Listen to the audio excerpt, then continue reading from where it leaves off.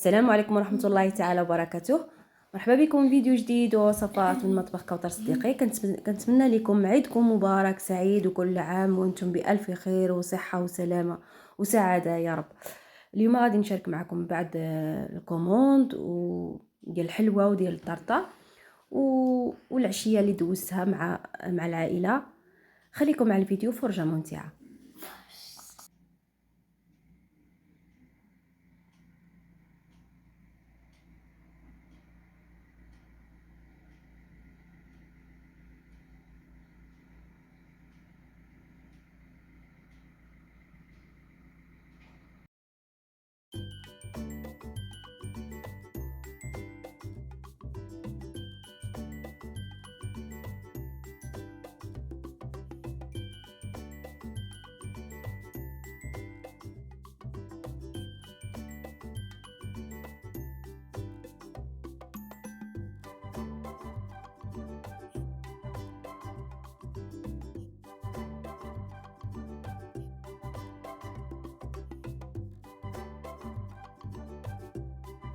هذه الحلوى ديال المعلكه، درت فيها 8 البيضات، نص كيلو كاوكاو بالقشور ديالو، ماركه ديال نمره 10. عملت النكهه ديال المزهر، عملت 10 غرام ديال خميره ديال الحلوى حلويات، وعملت 400 غرام ديال الكاوكاو ديال الكوك. المهم حتى يتجمع لينا شويه القرفه، والزيت درت 300 مليلتر ديال الزيت.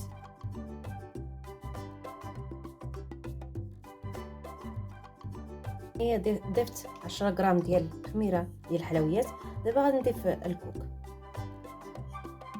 ضفت الكوك والخميره. الكوك كنضيف شويه بشويه حتى كنجمع الخليط. كنحتاج تقريبا 400 غرام.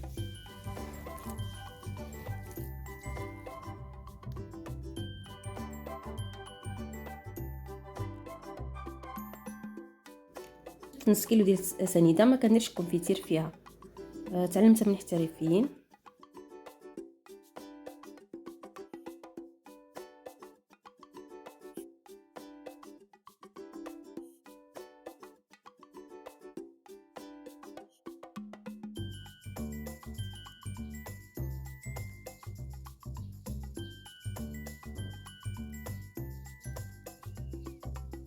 صافي كنديرها في السكر الثقيل مباشره، وكنديرها في الطاوه وكندير عليها الكركاع.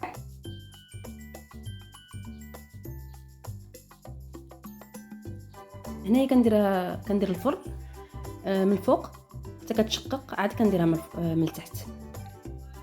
خليكم معايا تشوفوا الشكل النهائي.